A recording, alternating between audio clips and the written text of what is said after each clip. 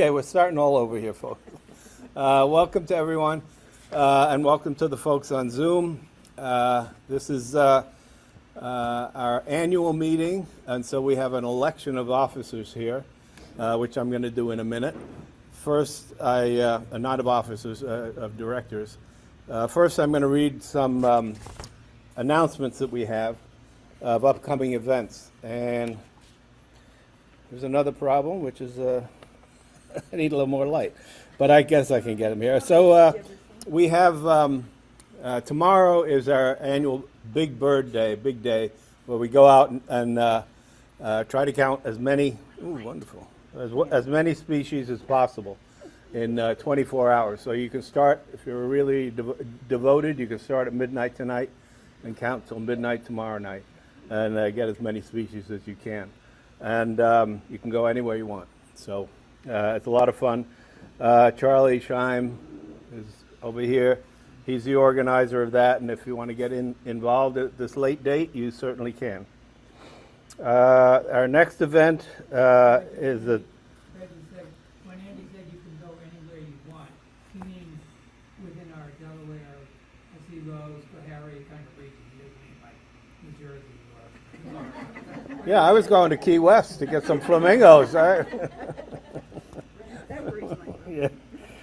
On the May 19th, which is during the week, I guess, Wednesday, there's going to be a bird walk at Pine Lake, which is Hartwood College's campus, out in Davenport Center, 8 a.m. And Charlie and Sandy are Jane Bachman and Suzanne Gaynor are leading that walk.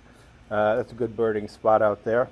And there's, I don't know, is there still an eagle's nest in the vicinity there? Well, we saw a nest, but we didn't see any evidence of being occupied. Well, hopefully they'll be around.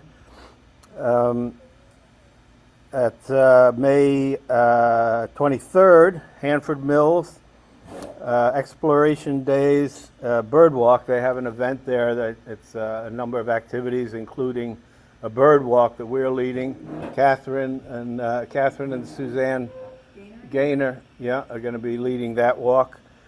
So that's the 23rd. Okay, and another bird walk in Andes in Delaware County on May 24th. The Andes Rail Trail. It's an old abandoned railroad right-of-way. It's nice and level, elevated, so you good view of the birds. And Charlie and Sandy are leading that one. Then we get into June at the West Branch Preserve, also in Delaware County, down below Hamden. The Nature Conservancy has a very nice piece of land there.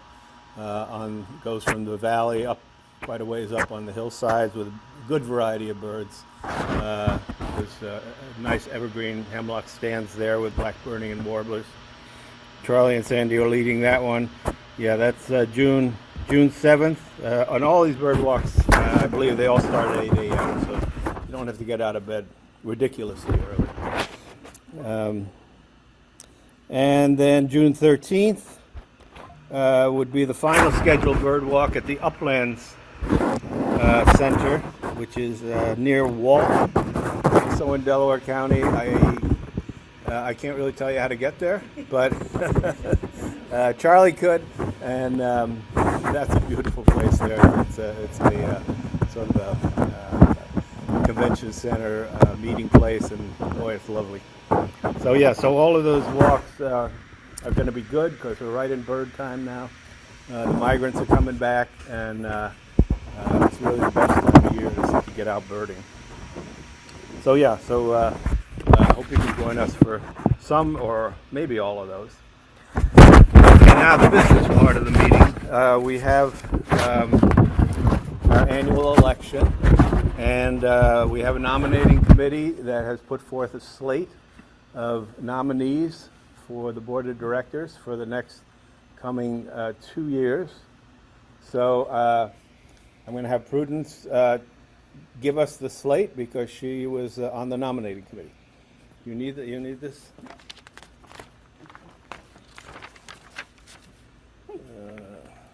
Maybe, yeah. Okay. Good evening. Just to follow up to Andy's talk about all the things going on, you can also find the information on our website. So if you couldn't catch all that, just go there and you'll get all the information. Okay, so the nominating committee this year, there were 4 members. We had Kathryn Davino, myself, and we had Kate Boardman, and Melody Gibson. And we came up with the following slate. Thankfully, to all of the people who were going off this year, they have all agreed to come back on for another 2 years. Those include Jane Bachman, Becky Gretton, Andy Mason, Nancy New, Charlie Scheim, and Tom Sallow. In addition, we have Zoe Vandermeulen, and we have Pat Norton-White. Okay? So those would be our 2 new folks. Pat Norton-White is filling out one of the terms. Somebody had to leave due to personal reasons. Okay? And that's our slate. Thank you, Prudence. Are there any other nominations? There never are. Okay, well then I'll ask our secretary, Nancy New, to cast 1 vote for that slate, and that will satisfy the election.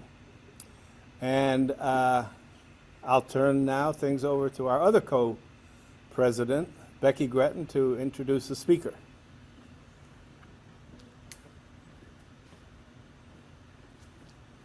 There's that little light if you need it. It's a wonderful thing. Oh. Technical difficulties, don't worry. The USB, one of the USBs. Don't worry Yeah, about why it, don't you- Andy. It's not going to die in the next 3 seconds. I think I did it.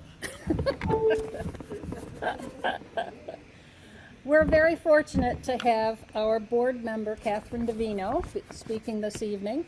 Kathryn has been on the board since 2016 and has taken on many, many wonderful responsibilities and carried through beautifully with them. Fortunately, she and her husband Al have already taken us virtually to Australia, the Galapagos Peninsula, and on a world cruise. Recently, they were in New Zealand, so tonight we get to go to New Zealand. Thank you, Kathryn. Welcome, Kathryn.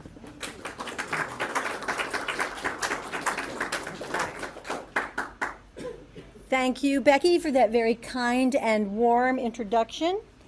Before I say anything more, I want to remind everybody to silence your cell phones, please, because I forgot to do that to mine. So I'm going to do mine. Good. And thank you for helping with the lights. I appreciate that, too. It really is a pleasure to be here. Kia ora, and a very good evening to everyone. Kia ora means welcome and hello in the language of the Maori, the native New Zealanders. Thank you for your interest in my program and for giving me and Al a chance to relive one of our favorite trips. New Zealand is a country of warm and welcoming people, unique and fascinating creatures, and wild and beautiful scenery. Fans of The Hobbit and The Lord of the Rings movies will recall the beautiful landscapes of New Zealand where they were filmed. If you saw The Hobbit: An Unexpected Journey, you might recall the scene where Bilbo Baggins races along the paths of Hobbiton, his coattails flying as he attempts to catch up with the dwarves on their quest. Bilbo shouts to a neighbor as he runs by, "I'm going on an adventure!" Well, on February 2nd, 2025, we certainly felt Bilbo's excitement as we began our 27-hour journey west to New Zealand. All right, before our adventure unfolds, perhaps we should set the scene. New Zealand is an island nation composed of 2 main islands and more than 700 smaller islands. As you travel from north to south, the climate changes in much the same way that one might experience going from North Carolina to Maine in the summer. And by the way, I didn't mention, this country is in the lower hemisphere, below the equator. To understand New Zealand, we really should take a quick look at its geology. New Zealand is defined by its position on two colliding tectonic plates, the Pacific and Australian plates. As the two plates have collided over the past 5 million years, the land mass has experienced intense uplift and erosion. The South Island features the Alpine Fault, which to this day continues to lift up the soaring mountains of the Southern Alps. The North Island is characterized by many volcanoes and hot springs, as is illustrated in the red, yellow, and green regions in that map on the right. Okay, it's time to share our New Zealand adventure. First, a quick look at our route, illustrated by the black arrows. On February 4th, we touched down in the capital city of Auckland on the North Island and visited a nearby island called Waiheke. About 5 days later, we flew all the way down south to visit the hidden gem that is Stewart Island. After that, we rented a car and drove west to Fiordlands National Park. 2 days later, we continued north to Queenstown, and from there we traveled further north to Lake Tekapo, which served as a home base to explore Mount Cook National Park. Our trip reached the halfway point when we arrived in Christchurch on the East Coast. We stayed 4 days, slowing our pace a bit. Next day, we flew back to the North Island and spent 1 week exploring the area around Rotorua. Finally, we took a short flight back to Auckland and headed home on March 4th. This is the National Coat of Arms. New Zealanders, known informally as Kiwis, are a diverse, predominantly urban population of around 5 million people, characterized by a blend of European, Maori, Pacific, and Asian cultures. They're known for being friendly, down-to-earth, and valuing a close connection to nature and an active outdoor lifestyle. The majority of the people are descendants of European settlers. The Maori, who make up about 18% of the population, are the indigenous people of New Zealand whose culture, traditions, and language are a vital part of the national identity. So you can see both the Westerners and the Maori represented in the coat of arms. Auckland is the New Zealand's capital and largest city, with over 1.8 million people. It's home to approximately 1/3 of the nation's population. It's also the largest economic hub. The city is built on more than 50 dormant volcanic cones and craters. It's known for warm, humid summers and mild winters and lots of sunshine. We spent 2 nights in Auckland to recover from our long flight and to adjust to the time change, since it's 16 hours ahead of New York. Having escaped winter in the northern hemisphere, we were anxious for some warmth and time at the beach, so we hopped a ferry and went to Waiheke Island, the purple arrow. Oh, it doesn't look purple. Sorry. It looks like a black arrow. Anyway, it's pointing to Waiheke Island. That's our destination. Waiheke Island is a renowned scenic holiday destination, offering a blend of world-class vineyards, olive groves, and white sandy beaches. We plan to use our time there to acclimate ourselves to driving on the left side of the road, but soon discovered that it was more challenging than we had anticipated. Many roads were extremely hilly here and narrow, with very sharp, nearly blind turns. Well, it was a rather scary start, but I'm happy to report that we didn't crash the rental car. This is a photo of Casita Mira, an idyllic vineyard and winery where we enjoyed an amazing meal for Al's birthday celebration. This is beautiful Onatangi Beach. Was a 15-minute walk away from our cottage. Downhill, lots of steps. And we met some oyster catchers hunting in the flotsam on the beach. You'll notice the description of variable oyster catchers is apt, since the bird on the left has quite a bit more white on the belly than the one on the right. The air was alive with ceaseless pulsing sounds of cicadas. There are more than 40 species of cicadas endemic to New Zealand. The hotter the day, the louder they sound. I think this is a very beautiful specimen. My husband does not agree.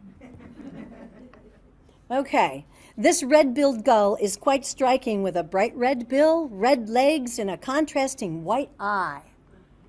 They are the most common gull seen along the New Zealand coast. It's a subspecies of the silver gull of Australia, where it's very common. We saw this gull on Waiheke Island. Now I'm going to take a moment to introduce a relative. The black-billed gull is closely related to the red-billed gull, but it has noticeably paler plumage and a jet black bill. It's endangered and far less abundant. We encountered the black-billed gull in the south, on Stewart Island and along the beach in Queenstown. It's an endemic to New Zealand, meaning it's only really found there. We left Auckland with our newfound driving skills and flew 2 hours south to visit the pristine and tranquil Stewart Island, one of New Zealand's best kept secrets. This small island is 99% parkland. And the fishing village of Oban, it's the only village, is the main landing point for the ferries that cross over from the South Island. A silver gull welcomed us to Oban, a town of about 380 people who work in commercial fishing or the tourism industry. The building in the background is the ferry terminal. Here's a view of Oban's Half Moon Bay at sunset. As we strolled around the village and the beach, I remember being impressed by the water clarity and the fresh scent of the sea. Nothing fishy at all. One of our first wildlife encounters in Oban was this New Zealand pigeon, or wood pigeon, foraging in a bush. The Maori people call it the karuru. Note the clean white breast, and that is supposed to be green, dark green and blue in the neck area, a bright red bill, red feet, a crimson eye. Here's another view to show off the pretty wings, little purple and green. Let's see, these abundant birds are found mainly in lowland forests. Now I must say that this is the heftiest pigeon I have ever seen.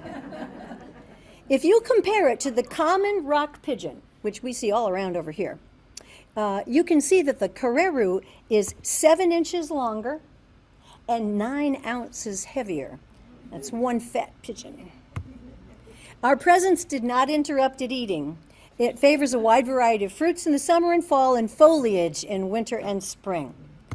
One last photo of this remarkable beauty, the wood pigeon. Now, we visited Stewart Island precisely for the opportunity to join a guided nighttime walk for kiwi spotting.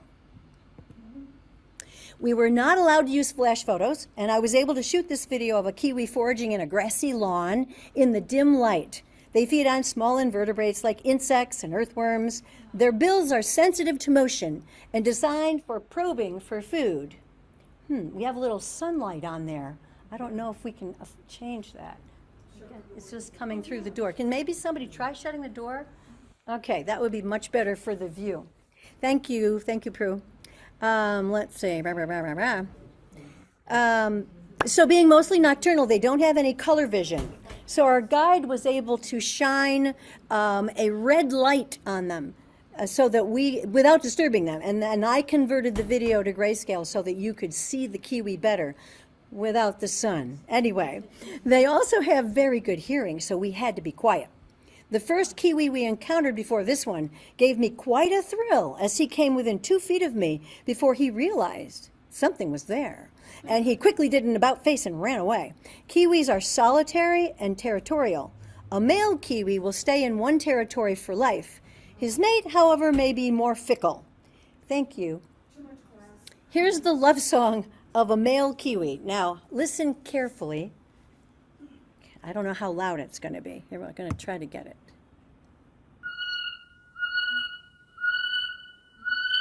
You getting that? There's like 4 of those. And this is her melodic response.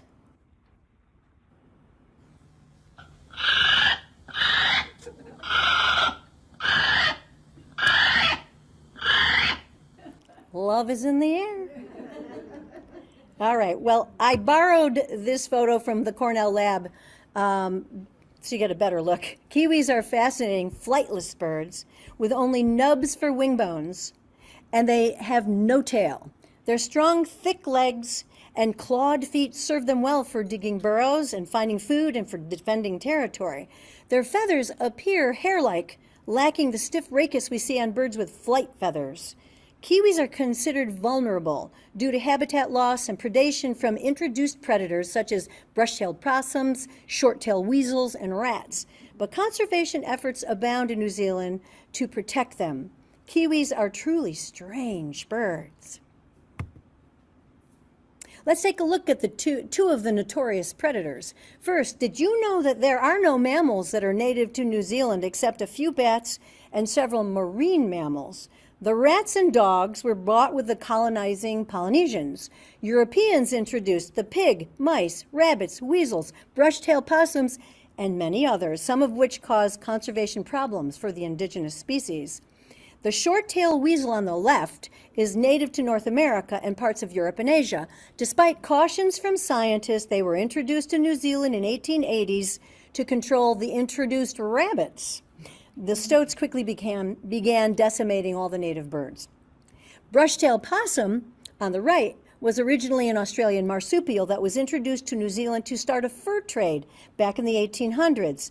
These opportunistic omnivores have few predators and are considered to be one of New Zealand's greatest threats to a variety of birds and invertebrates and even plants. Many small islands have been targeted to eradicate the mammal pests. Once pest-free, the islands may become home to endangered species like kiwis.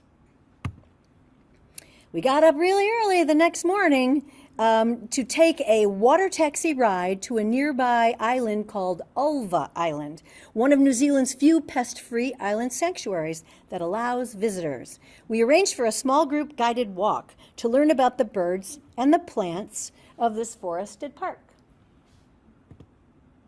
When we first arrived, we soon encountered a weka. And it was wandering past us, searching for food. The weka is another flightless native bird. It's larger than our ruffed grouse, but smaller than a turkey.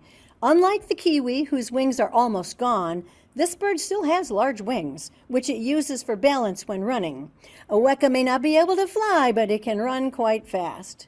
Despite their similarities, wekas are not closely related to kiwis. Wekas are part of the rail family, and they are much more common and visible than kiwis. Weka are very curious birds and are commonly seen near people. In campsites, you need to be on guard since these birds might steal your food or shiny objects like your keys. Because of their curious thieving behavior, they're often seen as the New Zealand equivalent of a raccoon or a chicken with attitude. More on the weka later. Okay. First, on the left, a quick look at the well-laid-out walking path through Ulva Island's lush forest. On the right, the umbrella moss, we found this umbrella moss with spore-bearing structures growing right beside the trail. There are several native species of umbrella moss that are found throughout New Zealand, but on damp forest floors only. We came upon this unusual endemic fern called mother spleenwort, or hen and chickens fern, or pico pico to the Maori people. Highly recognized for its feathery fronds, it creates baby ferns along the tips of its leaves. Then they take root where they touch the ground. The right photo attempts to zoom in a little bit to see those tiny little plantlets. Here's another unusual fern called filmy fern. They're small, delicate ferns with fronds that often form dense, creeping mats. Their translucent leaves are adapted to absorb moisture directly from the air, since some leaf parts are only 1 cell thick. Filmy ferns require constant moisture and are found in damp places with deep shade. They have thrived in New Zealand for over 200 million years, relying on the country's consistent moisture and forest cover. Now here's a cute little bird, the South Island robin. It's about the size of a junco. The photo on the right gives you a better look of the whitish belly. These are bold little birds that feed on a variety of insects and other invertebrates, but only on the forest floor. Our guide demonstrated that when you push aside the leaf litter with your foot and expose the soil, any nearby robin will quickly fly in to investigate for a possible morsel. This endemic bird prefers forest and scrub and is considered to be of least concern. They are quite abundant. It is a real cutie, though. Now, New Zealand is home to more than 70 species of weta, all of which can be found nowhere else in the world. Let's take a look inside the Savoy. This is the Weta Hotel. Weta, can you see over there? It's a little dim. They're giant flightless crickets, and some are among the heaviest insects in the world. This specimen was between 2 and 3 inches long. Generally nocturnal, most small species are carnivores and scavengers, while the larger species are herbivores. Although some endemic birds likely prey on them, weta are disproportionately preyed upon by introduced mammals, and some species are now critically endangered. This weta hotel is a conservation strategy to provide a safe place for the weta to hide. Note, while I am not an expert on the Maori language, but if you leave off the macrons, those lines over the E and the A, the word weta becomes weta, and that would translate to poop. So the macrons are important if you're speaking to the Maori. Someone forgot about that when they printed the sign on the Weta Hotel, because that's the poop hotel right now. Okay, so at one point in the walk, the trail approached a beach. We observed this New Zealand sea lion who had moved from the beach into the forest to catch some Z's. We were careful to quietly slip by since they can be unpredictable and they're not small. After some research, I found that New Zealand sea lions are unique in their behavior to move into the forest, sometimes as far as 2 kilometers. Moms move inland with their pups to protect them from wind, storms, and being bothered by young males. No other sea lion species is known to utilize the forest like this.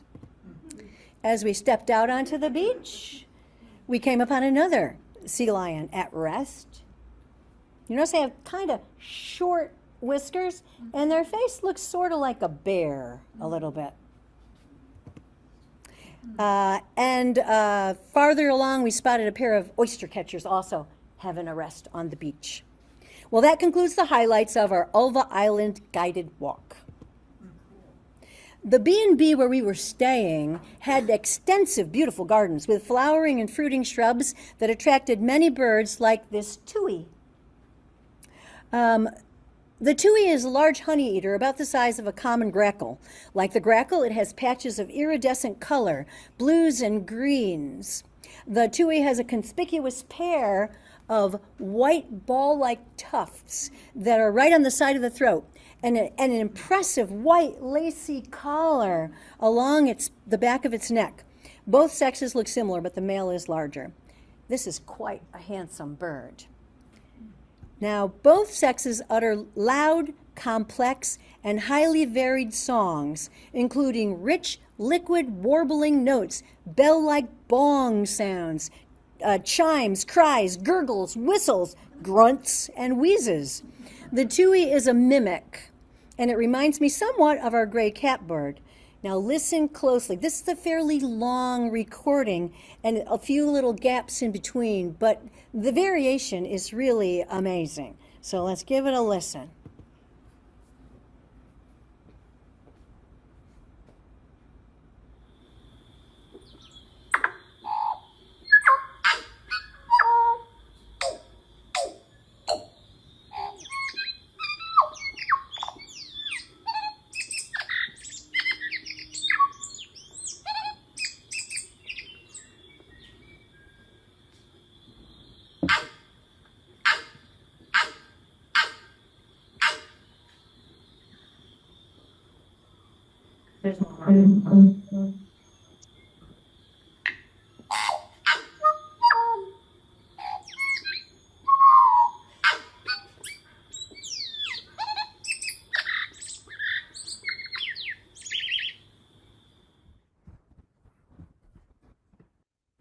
think that's the end. Whoa, that's wild. Okay. Anyway, I don't know if you heard that, but there was a point in there near the end where it sounded like R2-D2. And I thought maybe that he had been listening to somebody playing a Star Wars movie and he learned how to mimic that. I don't know. Anyway.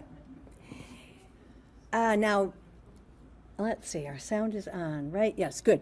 In the morning, we were scheduled to leave Stewart Island. I found another fruit-loving songster lurking in the same bushes, so I made a video of the chatter. If you look very carefully at this part of this, when it turns on, near the bottom of the screen, you might see a head appear briefly with a white line that kind of goes like right here on the side of the head. Well, let's give it a whirl.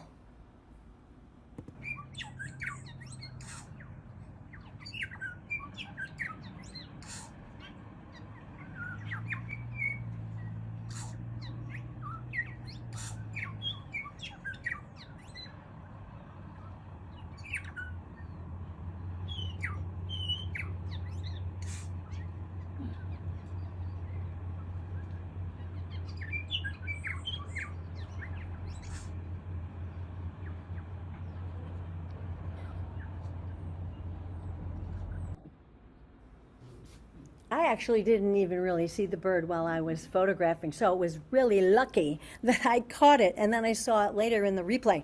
Anyway, here it is, introducing the bellbird, or korimako. The song of this melodious honey-eater has been described as a high-pitched chime, often likened to small, perfectly tuned bells or dripping water, forming a key part of the dawn chorus. The thin white mustachio-like stripe was the key feature I saw in the video that helped me identify the bird as a female. This beautiful picture was taken by Adriana Deneau and borrowed from the Macaulay Library at Cornell. Now let's have a look at the male. Okay, notice the lack of the mustachio stripe, and the male has a red eye and striking purple feathers. I heard bellbirds singing a number of times throughout our trip, but I never got any photos other than my video. The credit of this photo goes to Christopher Stevens. Bellbirds are abundant native birds found throughout New Zealand. Well, it was time for us to move on. With a wee bit of trepidation, we rented a car and started heading west across the southern part of the South Island toward Fiordland National Park. It was very rural and mostly flat farmland at first. We saw a number of cattle ranches. Looking west, you can see the hills were rising up in the distance. About an hour into the drive, the southern Alps really began to make their presence known. Eventually, we reached Te Anau, a small town that is the hub of the Fiordland National Park. The two most popular destinations in the area are Milford Sound and Doubtful Sound, two scenic fjords on the coastal side of the mountains. This map illustrates our day-long trip to Doubtful Sound. The red line indicates the first leg of the trip by boat across Lake Manapori. Then we hopped on a tour bus that took us up and over the mountains through Wilmot Pass, then down to Deep Cove, where Doubtful Sound begins. It was there that we boarded a second boat that took us on a cruise through the Sound and toward the Tasman Sea, as is illustrated with the blue line. So we began our exploration of Fiordland National Park and Doubtful Sound at Lake Manapori, one of the two large freshwater lakes on the eastern side of the Alps. So we're looking straight across at the mountains of Fiordland National Park, and on the other side is the ocean, basically. At about 2,200 feet above sea level on Wilmot Pass, we were invited to take a moment to step out of the bus and view our ultimate destination, Doubtful Sound. At 40 kilometers, or about 25 miles long, Doubtful Sound is the second largest fjord in New Zealand. It's also the deepest. There's no way to get to Doubtful Sound on your own, so you must book a tour. This is cruising west in late morning on Doubtful Sound. The flanking mountains are characterized by towering peaks covered with ancient forest, filled with cascading waterfalls and abundant wildlife.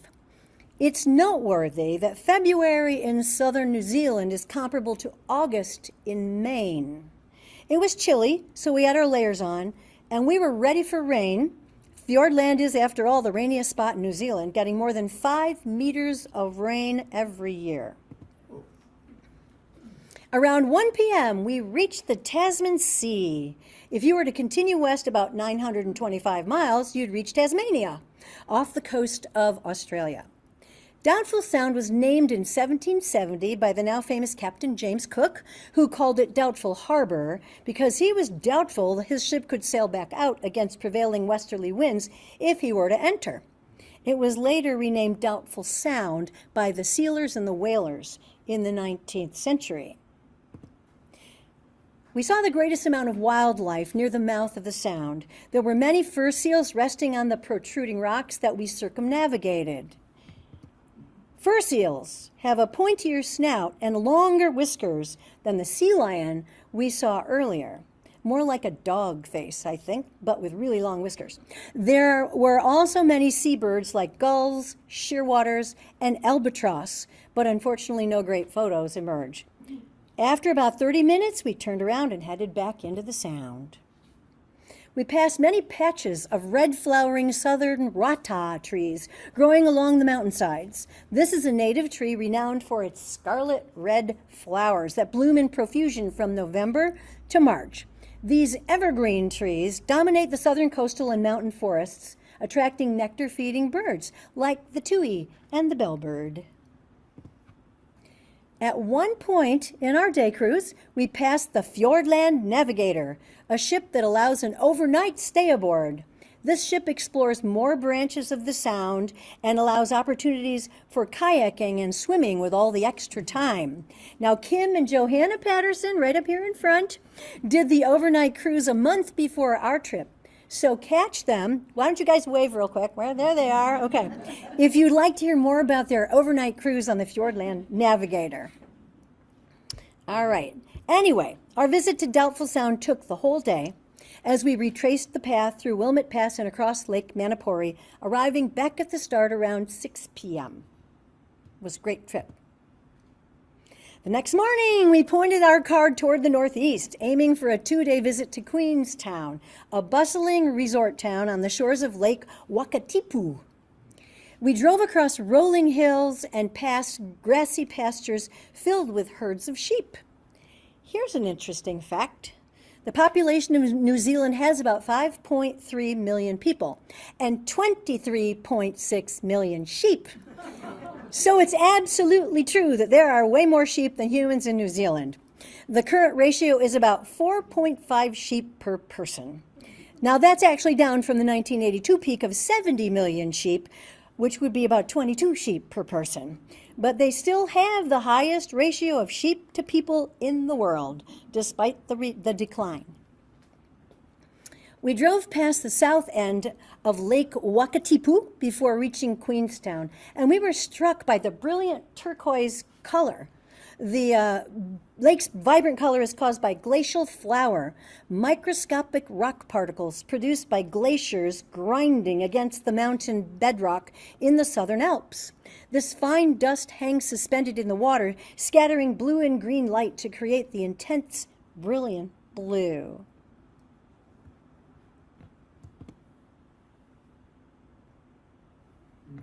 We took a gondola ride up to Bob's Peak for some breathtaking views of Queenstown, that's Queenstown below, Lake Wakatipu, and views toward the Western Mountains, all part of the chain of mountains that makes up the Southern Alps. It really is a spectacular view from the top. Additionally, there are some fun things to do at the summit. We enjoyed 3 runs on the luge ride, but we did not do the bungee jump. It's just beautiful, isn't it beautiful? Definitely recommended to try the gondola ride. The Kiwi Park and Native Wildlife Sanctuary in Queenstown turned out to be a little gem, where we saw several species of animals that are rare.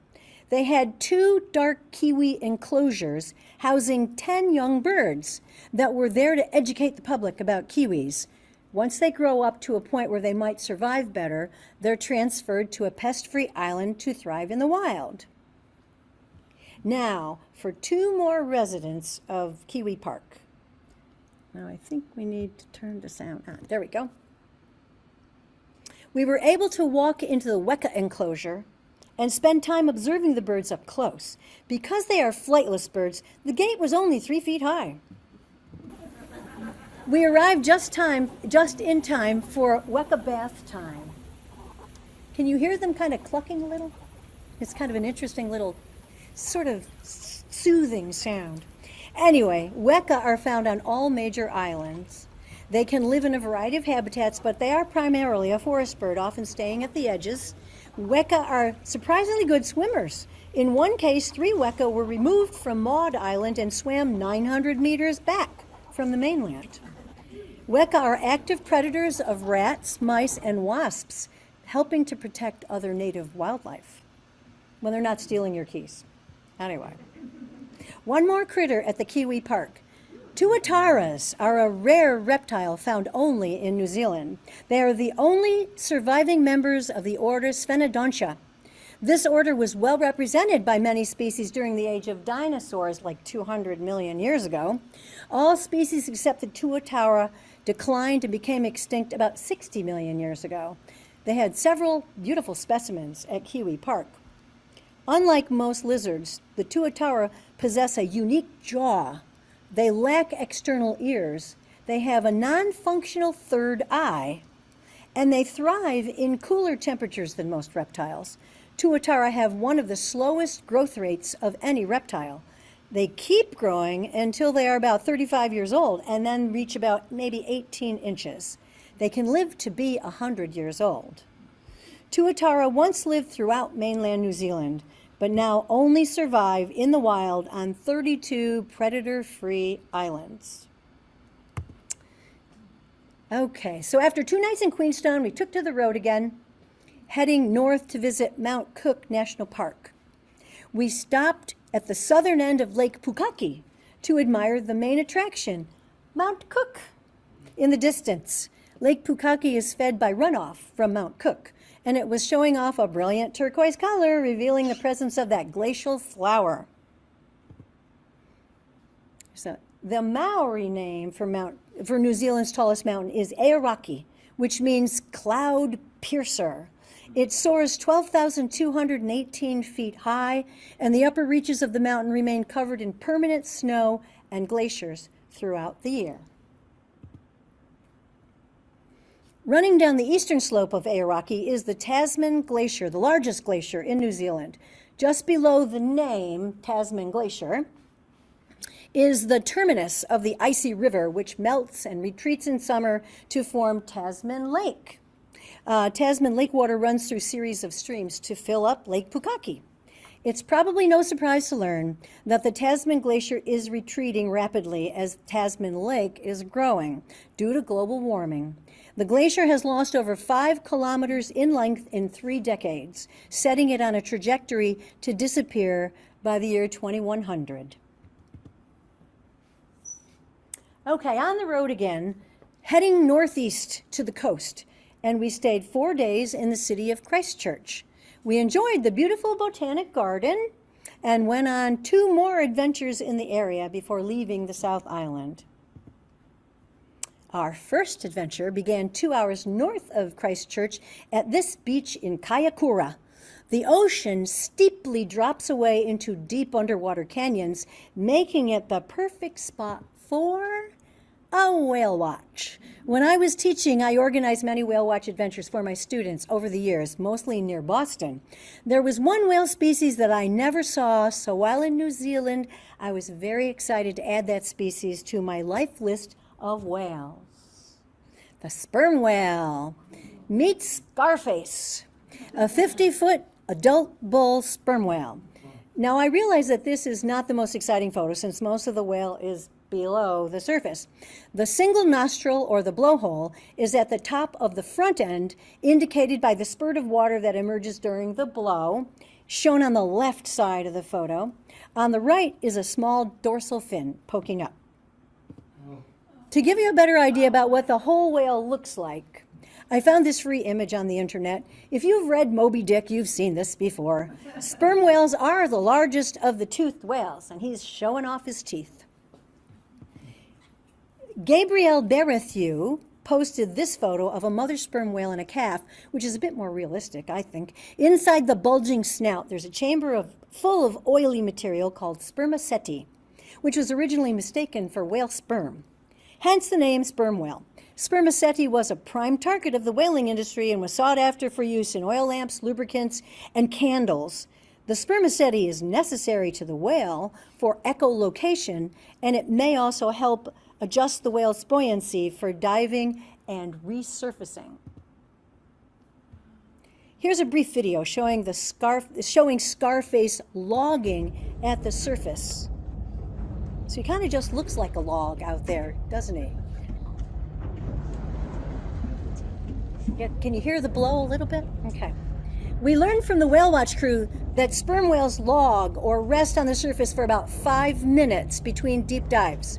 They dive between 1,000 and 2,600 feet into the offshore canyons searching for food. Such dives can last more than an hour. They feed on several species, notably the giant squid, but also octopuses, yeah, that is the correct way of pluralizing that word, and fish like rays and sharks, but their diet is mainly medium-sized squid. When Scarface was ready for another deep dive, he arched his back and slowly raised his flukes and did a vertical dive down to the depths of the canyon for 30 minutes or more. We had 2 times to see Scarface. He came up and down for us a couple times. So that was pretty cool. All right, we're going back to Christchurch Botanic Gardens, and we came upon this familiar bird. Canada geese were intentionally introduced to New Zealand around 1905 as a game bird for hunting. They were imported from North America, and the population grew rapidly, leading to their current status as a widespread pest. On our last full day in Christchurch, we took a scenic ride west on the Trans-Alpine train. We headed back again toward the Alps to visit Arthur's Pass National Park. This photo was taken from the open train car along the way. Okay. We had about 6 hours to explore the park before the return train would arrive. So we did a challenging uphill hike to view a 131-meter waterfall named, hang in there, Te Taute o Hinekakai Falls. There we go. The name translates to weaving waters and was named because the long white intertwining threads of the waterfall resemble the threads of flax, which were used for weaving mats and garments. The waterfall is named for a Maori ancestor, Hinekakai, who was a famous weaver. Very beautiful. We were hungry for lunch after the return hike and decided to stop at a little cafe. We were sure glad we did because we found some very entertaining company. Introducing the Keas. I was so hoping I would see them. This large native parrot lives in the subalpine forests of the South Island Mountains and is considered endangered. We met a small flock of them scavenging for food at the cafe. This beautiful bird has golden or greenish body feathers fringed with light brown that make it look sculpted. And the extra long upper mandible indicates that we have here a male. None of my photos actually reveal the hidden scarlet patches on the underwings and the rump. In this photo, you'll notice the sign posted on the bottom by the Park Service warning tourists not to feed the Keas since human foods do not supply the healthy nutrients that natural foods would provide. Now let's see. This photo shows the same adult with the juvenile behind and to the left. The yellow coloration of the eye ring, the cere, and the lower mandible reveals its young age. The Keas stay together in small family flocks, and they often call back and forth. The Maori named the Kea, which resembles the sound of its call in flight. Let's listen.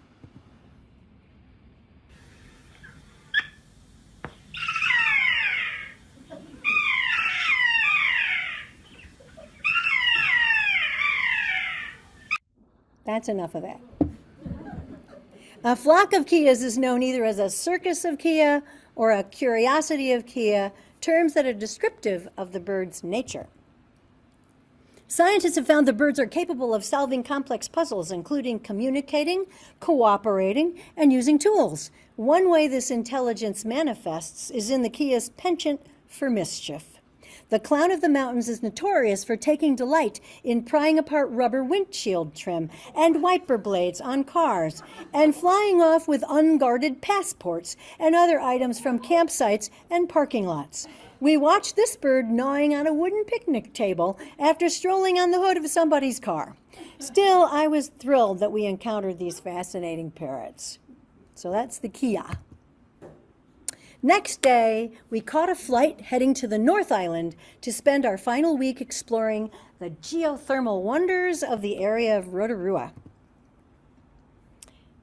Rotorua is located in the Taupo volcanic zone, which is a highly active volcanic area in the North Island. It's characterized by frequent eruptions, abundant geothermal fields, and rapid tectonic spreading. On the left, the red dots indicate the hot springs, and the red triangles are volcanoes.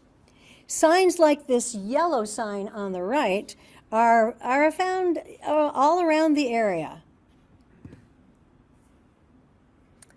Okay. As luck would have it, our hotel sat right next door to Wakarewa Thermal Village. There were constant billows of steam coming from the village, and the scent of sulfur was heavy in the air.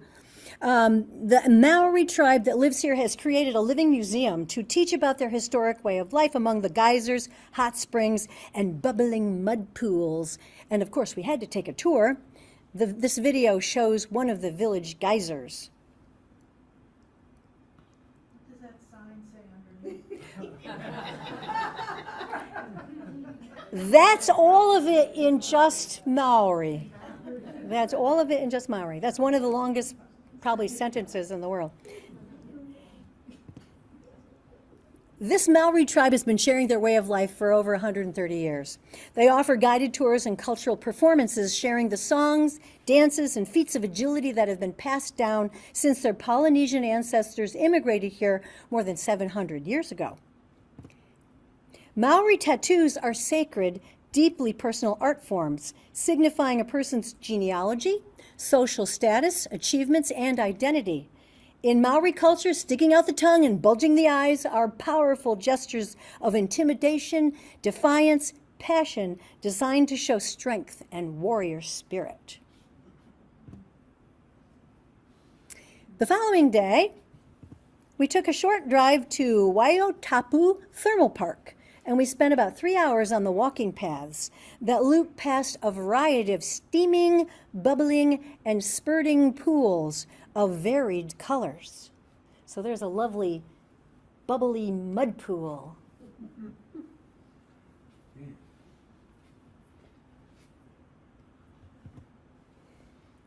This warm, colorful pool is nestled in a bright yellow deposit of sulfur. The green water indicates a bloom of green algae. It's just so much beautiful color.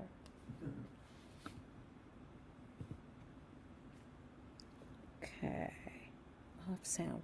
This is the Champagne Pool, an enormous steaming pool emitting tiny CO2 bubbles. Can you see them? Yeah, you can see them pretty well, actually, as they emerge. Around the shallow rim, one can see orange deposits of iron compounds. So that's the Champagne Pool. Believe it or not, the park supports a lot of wildlife. I spotted this pretty pied stilt or poaka foraging for insects along the shallows of a cool, acidic pool. This is a common native that's found throughout New Zealand as well as Australia and Southeast Asia. They are abundant and of least concern. We came upon this native New Zealand pipit running along the rocks and flicking its tail. I think it was hunting ants and possibly beetles, which make up most of the diet. The pipit is found throughout the country and prefers open areas and benefits from clearing land for farms. New Zealand pipit. Now, 10 minutes away from our hotel is the Wakarewa Forest with an impressive stand of California coastal redwoods. The trees were planted around 1901 and have grown tall, becoming quite an attraction. On the left, Al provides a size comparison for one of the 120-plus-year-old trees. The entire forest is really quite diverse in plant life, and it has many trails designated for walking, as well as separate trails for biking and horseback riding. Another option for enjoying the forest is the Redwoods Tree Walk. It's 700 meters long and is touted as the longest living tree walk in the world. All of the platforms and the walkways have been carefully constructed using specialized slings, like giant rubber bands, to protect the redwood trees, ensuring they thrive for generations to come. I liked best the unique bird's eye view of the forest when you look down from above. You can see in the photo many young tree ferns and other native plants growing below the walkways. Here's a couple of photos showing some of the beautiful paths through the forest. We enjoyed the place so well, we decided to return. On our second visit, we had two memorable encounters.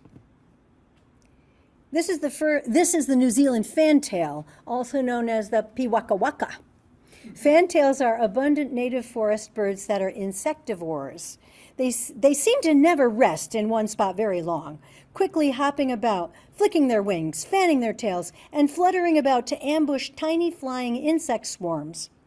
I had encountered this nervous little bird several times before, but this photo of the back view of his fanned out tail was the best I was able to do when we met in the forest. I borrowed this better fantail photo by Evan Lipton from Macaulay Library of Cornell Lab. The bird is 6.5 inches long, and more than half of the length is the tail. I was reading that the reason why they appear unafraid of people is because as we hike along, we're disturbing insects that they're trying to catch. Sounds a little like the strategy of that South Island robin.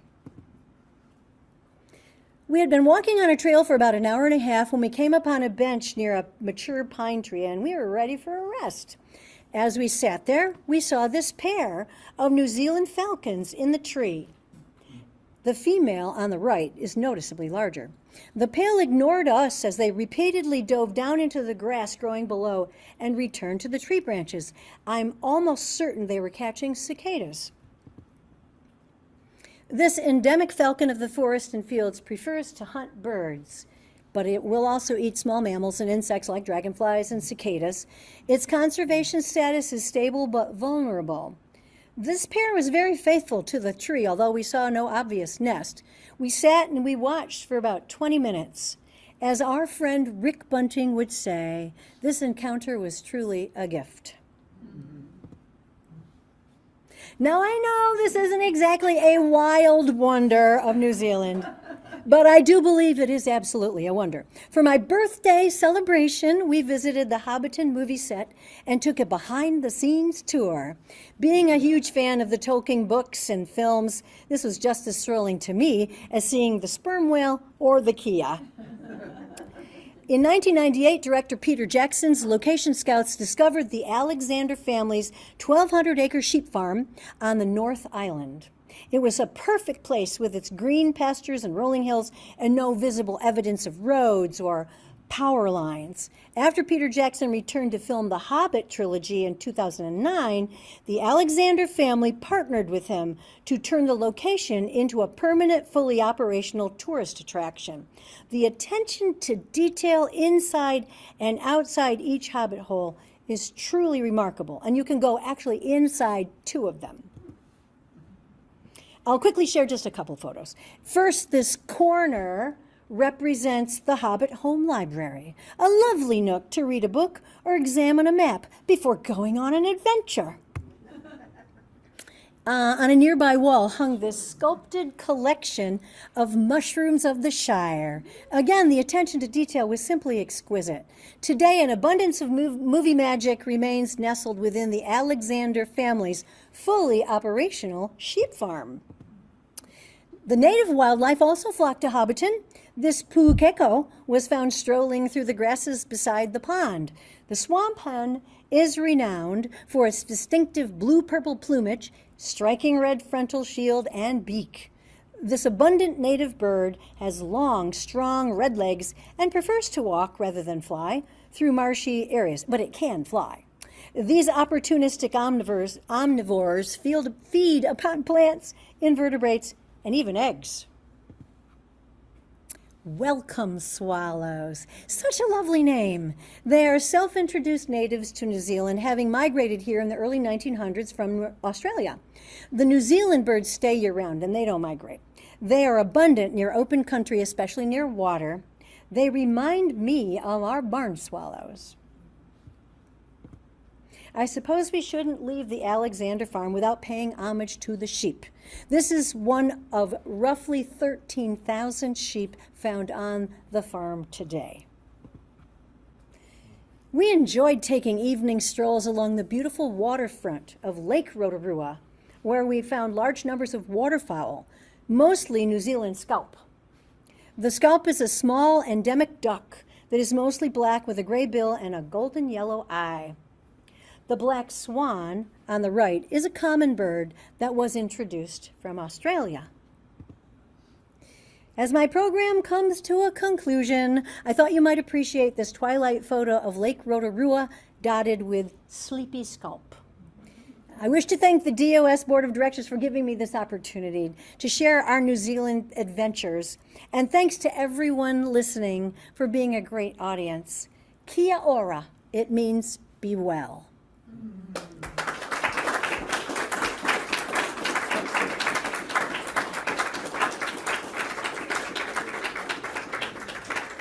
Thank you. I humbly admit that while I did a fair amount of research to prepare this program, I am hardly an expert on New Zealand.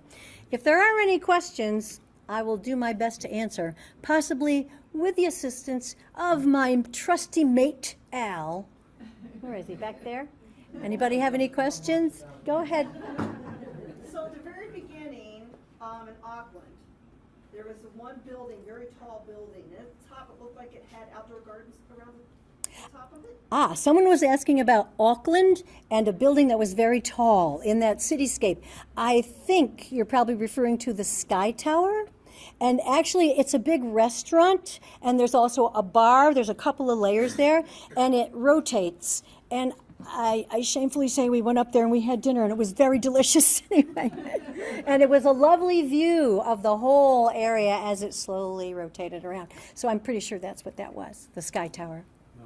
Yep, that's nice. Do we have any questions at all from home? No, we got nothing? Okay. Okay, well, we enjoyed New Zealand very much, and we'd return in a heartbeat. There are still so many places to explore and interesting wildlife to photograph. Now, Andy has a question? What do they do with all the sheep? Well, I think some of them are eaten, and of course there's the wool. Is there a third thing? Anybody else? I wanted to just say, Johanna, come on up here so people at home can... this is a New Zealand sweater, and it's made mostly out of possum. Oh my God. And there's probably a little merino sheep wool in there too. Yep. But they don't like their possums, and they don't. They're so different than our possums, and it's very, very soft and light. And I didn't think I would have to wear it on May 15th. Yes. I wondered if I could say one thing about the doubtful sound. Sure. Could you want to come up and be right in front sure. so people at home will hear what you're saying? Okay. Johanna was just talking about her beautiful sweater. That's what you missed. That's fine. Most of the people listening to me have seen this sweater. When we went to New Zealand, it was about a month and a half before Kathryn and Al went. And so we were there the day before Christmas, after Christmas and into mid-January, I guess. And anyway, in the same year. But we did go to the Doubtful Sound and we spent the night. And yes, you could get off and swim, but the place that they originally had planned for people to swim had an algal bloom, and there were, what was the name of the fish, Kim? It was a white fish that were belly up. It was awful. And so they had to put that off until they came around another cove, and then everybody jumped in and went swimming. But my question was, why aren't we hearing any bird song? It was perfectly quiet, and we expected to hear zillions of birds, and there was not a sound. Is that when the navigator was not running? It was Yeah, totally dead in the it water? was totally dead. Okay. And we were told that there had been a lot of rodents and things that had preyed on native, mostly flightless birds in these very steep mountains years and years ago, and they're just too hard to do restoration activity now. It's too hard to get up there and set anything up. They're very hard mountains to climb and negotiate, let alone set up a research center. The birds are very dependent on human help, and maybe you found that too. Zealandia in Wellington, which is the southernmost city in the Northern Island, has an incredible wildlife center and bird sanctuary. And that's one of the places, along with the conservation islands that the Davinos visited, where you'll hear the most bird song. So I thought that was kind of interesting. You have to go to the cities in some cases to hear your birds. So thank you. Sure. Thanks, Diana. Disconcerting a little bit. Okay. Any other questions out there? Oh, we have a question in the back. Hi there. Hi. What was the bug situation like? You mentioned those giant crickets. Did you notice anything else? We did see cicadas. You know, I actually don't recall thinking too much about bugs. So I don't know. Yeah, what we did. You know, we didn't stay. I think you really need to stay and explore and spend time outdoors a lot. So we did a lot of moving around, like 2 days here, 2 days there, and only a little bit of hiking. So other than the cicadas, I have to say I don't really think we saw too many insects per se. So, yeah. We have another question from Kate. Did you have a nonstop flight from JFK in Newark? No, we did not do a nonstop flight. So there was a little bit of, you know, like several different flights interrupted along the way. It was nonstop from LA at that point. That's where we picked up the flight that went directly to Auckland and back. Albany to LA, or had to go Chicago, then LA, and then down? 1 second. I actually don't remember. It gets all muddled in my head after a while. So let's see. Albany to Charlotte, Charlotte to LAX. So it was really only those two going out. And then LAX to Auckland. So that's what we did. We like to go from Albany a lot because it's just so convenient, and it's only an hour and a half away from home for us. So, yeah. But it means more flights, more stops. Yeah, it does. So. Kathryn, how big was that lizard you showed? The tuatara is about 18 inches. That was like as big as they get. It was really fascinating. They actually did a little talk there. They had like a little like audience place, a little what do you call it, like an auditorium set up, and they demonstrated a bunch of creatures, and the tuatara was one of them. And I was kind of just sort of oblivious to what was happening until I realized that this is a really cool creature. I should be paying better attention. And then I went to see the enclosure and got those beautiful pictures of that one specimen. So, but it would have been lovely to see them in the wild, wouldn't it? But you. They're more cooperative for photography than birds, aren't they? They certainly are more cooperative. They absolutely are. Yeah, that's true. Certainly than the fantail. The fantail was so frustrating because it's like a ruby crowned kinglet all over the place. So I don't know if there's more questions. We got more questions. What did you say this is in the picture, sleeping? Skunk.